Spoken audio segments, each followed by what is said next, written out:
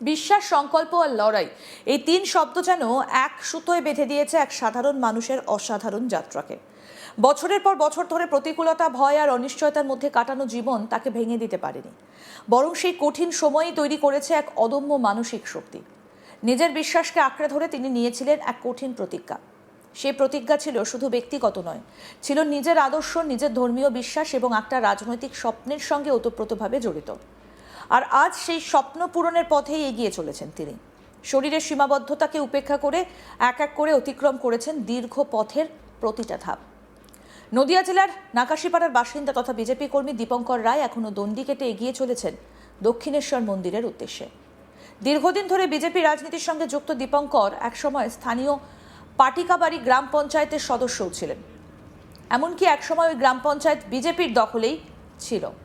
কিন্তু রাজনৈতিক পরিস্থিতির পরিবর্তনের সঙ্গে সঙ্গে শুরু হয় নানা প্রতিকূলতা। দীপঙ্করের অভিযোগ, তৃণমূলের লুঙ্গি বাহিনীর দাপটে তিনি এবং এলাকার বহু সনাতনী ধর্মাবলম্বী মানুষ দীর্ঘদিন ধরে অত্যাচার এবং হুমকির মুখে পড়েছিলেন। পরিস্থিতি এমন জায়গায় পৌঁছেছিল যে নিরাপত্তার অভাবে তাকে গ্রাম পঞ্চায়েতের সদস্য পদ ছাড়তে হয়। একসময় নিজের বাড়িঘর ছেড়েও থাকতে বাধ্য হয়েছিলেন। সেই কঠিন সময় তিনি মনে মনে একটা প্রতিজ্ঞা করেছিলেন, 2026 সালের বিধানসভা নির্বাচনে যদি বিজেপি ক্ষমতায় আসে তাহলে বাড়ি থেকে প্রায় 130 কিলোমিটার দূরে দক্ষিণেশ্বরে মা ভবতারিণীর মন্দিরে দণ্ডি কেটে পৌঁছবেন। সেখানে গিয়ে পুজো দেবেন এবং রাজ্যের মানুষের সুখ, শান্তি এবং মঙ্গল কামনায় প্রার্থনা করবেন। যেমন ভাবনা তেমনি বাস্তবায়ন। গত 4 মে বিপুল সংখ্যাগরিষ্ঠতা নিয়ে রাজ্যে ক্ষমতায় আসে বিজেপি। মুখ্যমন্ত্রী হন শুভেন্দু অধিকারী। এরপর মন্ত্রিসভা গঠন সম্পূর্ণ হতেই নিজের প্রতিজ্ঞা পূরণের পথে নামেন দীপঙ্কর। গত 30 মে বাড়ি থেকে শুরু করেন দণ্ডি কাটা। ধীরে ধীরে পথ অতিক্রম করতে করতে শনিবার তিনি কল্যাণী এক্সপ্রেসওয়ে ধরে দক্ষিণেশ্বরের দিকে এগিয়ে চলেছেন। এই দীর্ঘ যাত্রাপথে শারীরিক ক্লান্তি বারবার তাকে গ্রাস করলেও থামাতে পারেনি। যখনই শরীর দুর্বল হয়ে পড়েছে তখন কিছুক্ষণ বিশ্রাম নিয়েছেন, তারপর আবার শুরু করেছেন দণ্ডি কাটা। তার সঙ্গে রয়েছেন 4 থেকে 5 জন সহযোগী। রাস্তার ওপর বড় সোলার বিছানা পেতে তার ওপর দণ্ডি কেটে একটু একটু করে এগিয়ে চলেছেন তিনি নিজের লক্ষ্য পূরণের দিকে। দীপঙ্কর রায়ের দাবি, পাটিকাবাড়ি গ্রাম পঞ্চায়েতে মোট 21 জন সদস্যের মধ্যে 14 জন ছিলেন বিজেপির এবং 7 জন তৃণমূলের। কিন্তু সেই 7 জনই একটা বিশেষ সম্প্রদায়ভুক্ত হওয়ায় কার্যত ক্ষমতার প্রভাব তাদের হাতেই বেশি ছিল বলে অভিযোগ তার। সেই কারণে তিনি এবং এলাকার বহু সনাতনী পরিবার দীর্ঘদিন আতঙ্কের মধ্যে দিন কাটিয়েছেন। কি বলছেন বিজেপি কর্মী দীপঙ্কর রায়, শুনবো। দণ্ডিটা কাটছি আমরা আজ 15 বছর অপশাসন ভুগছি। আমরা সনাতনীদের উপরে যে এত অত্যাচার হচ্ছে, আমাদের 300-র উপরে কারিকর্তা খুন হয়ে গেছে, আমরাও নিজে নিগ্রত হয়েছে, আমাদের বউ বাচ্চা সবাই অত্যাচারিত। আমি 18 সালে মেম্বার ছিলাম, এখন আমি এক্স মেম্বার। এখন আমার 23 সালে আমার বউ পাটকেবির অঞ্চলের উপপ্রধান, তা সত্ত্বেও আমরা অত্যাচারিত। পঞ্চায়েতে মানে আশপাশে যে লুঙ্গি বাহিনী আছে তাদের দ্বারা আমরা খুবই নিগৃহীত। এই জন্য আমি আমার বুথ সভাপতি আমরা একটা মানত করেছিলাম মায়ের মন্দির থেকে, এই অত্যাচার থেকে যদি আমরা মুক্তি পাই, তা আমাদের নাকাশিপাড়া থেকে যদি আমরা একটা বিধায়ককে যদি কলকাতা পাঠাতে পারি, আর যদি আমাদের রাজ্যে বিজেপি সরকার ক্ষমতায় আসে, যদি শুভেন্দু যদি মুখ্যমন্ত্রী হয়, তাহলে আমি দণ্ডি কেটে গিয়ে আমি মা রসনে মুখ্যমন্ত্রীর সঙ্গে গিয়ে পুজোর ব্যবস্থা করব। সেই আমার আশা সফল হয়েছে। আজ 30 তারিখে আমি বেথুয়া থেকে সোনাতলা থেকে যাত্রা শুরু করেছি। আজ 15 দিন এইভাবে চলছি আমরা। হ্যাঁ, এই বিটি রোড ধরেই দণ্ডি কেটে যাচ্ছি। জায়গায় জায়গায় আমাদের দলও হেল্প করছে, সবাই সহযোগিতা করছে। আজ এখানে একটু এই থানাটার সামনে আমরা বিশ্রাম নিচ্ছিলাম। এখন রাত 9টা পর্যন্ত চলবো, তারপরে কোথাও না কোথায় দল দেখি কোথায় থাকার ব্যবস্থা করে সেইভাবে গন্তব্যস্থলে এগিয়ে চলছে। আবার রাত্রিবেলা ওই 4টে থেকে আবার শুরু করি। আপনার যেখানে বিধানসভা এরিয়া কোনটা? আমার নাকাশিপাড়া 81 নম্বর পেজ। এখন কে জিতছে? এখন দিচ্ছে শান্তনু দে, বিজেপির বিধায়ক। আচ্ছা, আর তাহলে এই যখন শেষ হবে আপনার দক্ষিণেশ্বরের যাত্রা শেষ হলো, তারপরে কি করবেন? তারপরে এখান থেকে পুজো দিয়ে বাড়ি ফিরবো। বাড়ি ফিরে যাবেন।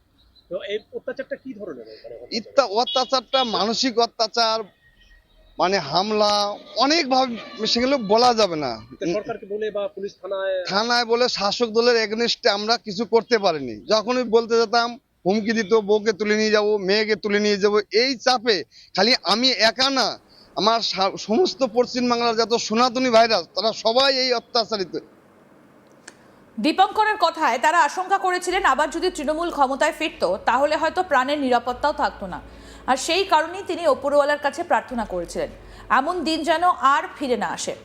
আজ সেই প্রার্থনা পূরণ হয়েছে বলেই বিশ্বাস করেন তিনি, আর সেই বিশ্বাসের শক্তিতেই এগিয়ে যান দক্ষিণেশ্বরের পথে। আর কি বলছেন বিজেপি কর্মী দীপঙ্কর রায়, শুনবো সেটা। আমরা মোটামুটি 110 কিলোমিটার রাস্তা অতিক্রম করলাম। সবার মুখে একটা কথাই, ভাই তুমি যা কাজ করছো আমাদের সনাতনীদের জন্য আমাদের গর্ব হওয়া উচিত। কিন্তু সবাই একটা কথাই বলছে আমাকে, যদি এই সরকার পরিবর্তন না হতো তাহলে মনে হয় আমরা এখানে টিকতে পারতাম না, আমরা থাকতে পারতাম না, আমাদের উপরে এত অত্যাচার হতো। তা এটাই আমার বক্তব্য। ওটা কি থানা ছিল আপনার যেখানে আছেন? নাকাশিপাড়া থানা। ওটা নাকাশিপাড়া থানা। নাকাশিপাড়া থানা আচ্ছা, তো এই মানে অত্যাচার করতে বিশেষ একটি সম্প্রদায়। বিশেষ একটি সম্প্রদায়, থানা তাদের কন্ট্রোলে ছিল। সবকিছু তো আপনারা সবই মিডিয়ার সামনে জানেন, সবই।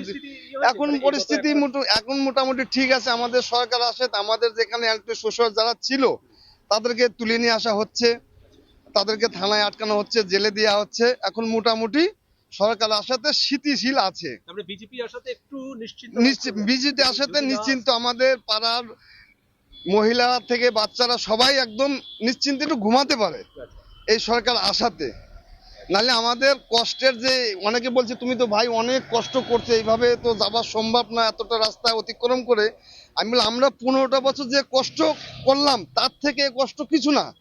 আপনি কি পদে ছিলেন ওখানে? আমি মেম্বার ছিলাম, এখন আমার ওয়াইফ মমতা রায় এখন রানিং উপপ্রধান পাটকেবাড়ি পঞ্চায়েতের। কোন কোন গ্রাম পঞ্চায়েত? পাটকেবাড়ি গ্রাম পঞ্চায়েত। পাটকেবাড়ি। ওই পাটকেবাড়ির আপনি পঞ্চায়েত সদস্য? হ্যাঁ, ওই পাটকেবাড়ি পঞ্চায়েত সদস্য ছিলাম 18 সালে।